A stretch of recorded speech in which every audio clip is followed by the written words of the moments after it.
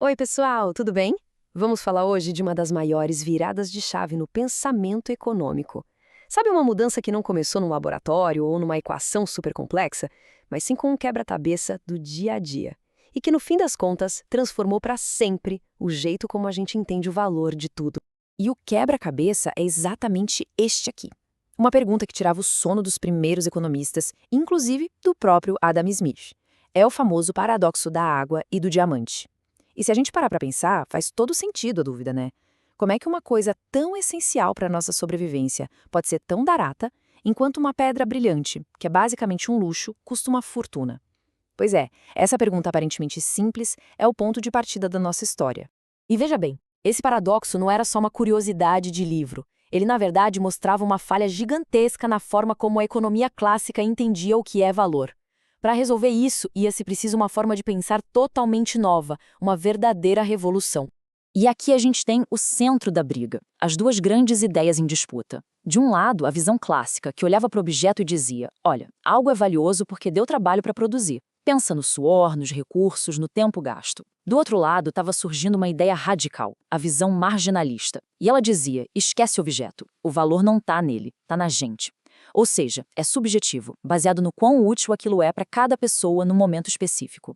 E essa tabela aqui é ótima porque ela detalha bem essas diferenças. Para os clássicos, o grande problema era fazer a máquina da economia girar. O valor era objetivo, um espelho do custo. E os preços? Eram só um placar mostrando quão difícil foi fazer aquilo. Agora, os marginalistas viraram o jogo. Para eles, economia é sobre fazer escolhas, como usar recursos que são limitados da melhor maneira possível. O valor é pessoal e os preços são sinais vitais que mostram o quão raro algo é em relação ao nosso desejo por ele. É uma mudança de perspectiva total. E essa nova forma de ver o mundo não foi só um pequeno ajuste, não. Foi uma baita revolução no pensamento econômico. E como toda revolução, ela foi construída em cima de uma única e poderosa ideia que ia mudar tudo. E a grande sacada é esta aqui: utilidade marginal. O nome pode parecer um pouco técnico, mas o conceito é incrivelmente simples. É o valor que se ganha com mais uma unidade de alguma coisa. Não o valor de todas as garrafas de água do mundo, mas o valor da próxima garrafa que alguém vai beber. O foco é sempre no que acontece na margem, na borda. E isso leva a gente para um princípio fundamental. Pensa assim: se uma pessoa está perdida no deserto, morrendo de sede, o primeiro copo de água vale mais que todo o ouro do mundo. O segundo ainda é maravilhoso, mas e o 10º copo? A pessoa provavelmente nem vai querer mais. A satisfação que cada copo a mais traz vai diminuindo. Isso é a utilidade marginal decrescente. O valor não é fixo, ele muda dependendo da quantidade que se tem. E aí está a solução elegante e poderosa para o nosso paradoxo. O preço da água não é baixo porque ela é inútil. Muito pelo contrário, é essencial. Mas porque existe tanta água disponível que o valor daquele último copo, a utilidade marginal dele é quase zero. Com os diamantes é o oposto. Eles são tão raros que a utilidade de ter só mais um diamante é altíssima. A questão não é o valor total, mas o valor na margem. Simples e, ao mesmo tempo, genial. Mas uma ideia brilhante como essa raramente sai de uma única cabeça. E o que deixa essa história ainda mais incrível é que ela foi desenvolvida de forma independente por 3 pensadores em lugares diferentes da Europa, quase ao mesmo tempo, dando início, assim, a uma nova era na economia. Olha só para essas datas. Num intervalo de só 3 anos, Jevons na Inglaterra, Menger na Áustria e Walras na França publicaram suas obras que mudaram tudo. Essa explosão de ideias parecidas, quase simultânea, é o que justifica a gente chamar de revolução. Mas eles não eram todos iguais, não. O Jevons queria transformar a economia numa ciência exata, cheia de equação e cálculo, bem no estilo da física. Já o Menger, ele vinha de uma tradição filosófica. Ele era meio cético com essa história de usar a matemática para explicar o comportamento humano e preferia focar nas escolhas e ações das pessoas de um jeito mais qualitativo. Ou seja, 2 abordagens bem diferentes para chegar na mesma ideia central. E a gente não pode esquecer do Léon Walras, lá na França. Enquanto o Jevons e o Menger focavam mais nas escolhas individuais, o Walras era mais ambicioso. Ele tentou mostrar matematicamente como todos os mercados da economia podiam se encaixar e chegar a um equilíbrio geral, como se fossem as engrenagens de uma máquina gigante. Mais uma peça fundamental nessa revolução toda.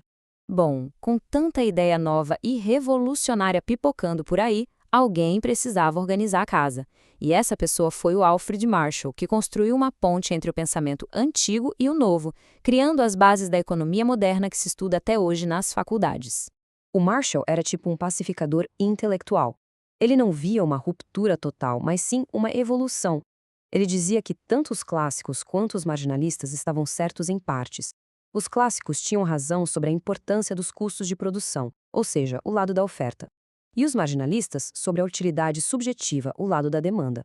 Para ele, a verdade não estava num lado ou no outro, mas na junção dos dois. E essa imagem aqui ilustra a ideia dele perfeitamente. O Marshall dizia que discutir se o valor vem da utilidade ou do custo de produção é que nem discutir qual das lâminas de uma tesoura corta o papel. Ora, são as duas juntas. O preço de mercado, que é o ponto de equilíbrio, é exatamente onde a vontade do consumidor de comprar se encontra com o custo do produtor de vender. E para tornar a análise econômica mais prática, o Marshall criou uma ferramenta super poderosa, um método do equilíbrio parcial. Em vez de tentar analisar a economia inteira de uma vez só, que era o sonho do Walras, ele propôs isolar um mercado de cada vez, tipo o mercado de pão, e analisar a oferta e a demanda ali, fingindo que todo o resto da economia está parado. Isso tornou a análise econômica muito mais gerenciável e aplicável no mundo real. Tá, mas e daí? Por que essa história toda de 150 anos atrás ainda importa? Por que essas ideias não ficaram só nos livros de história, pegando poeira? Elas são basicamente o sistema operacional que roda por baixo de como a gente pensa sobre economia e toma decisões todos os dias, quer a gente perceba ou não. Essa revolução é, literalmente, o alicerce da microeconomia moderna. A famosa lei da demanda, que diz que a gente compra menos de algo quando o preço sobe, vem direto da utilidade marginal decrescente. Isso explica desde as nossas escolhas no supermercado até grandes decisões de empresas, e também deu origem a conceitos como o custo de oportunidade. A ideia de que o custo real de algo não é o dinheiro pago, mas sim a melhor alternativa que se deixou para trás para ter aquilo. Toda escolha é uma renúncia. E para a gente fechar, fica a reflexão. Se o valor é, no fim das contas, uma escolha pessoal baseada nas nossas necessidades e no que é raro, isso nos força a pensar sobre as nossas próprias prioridades.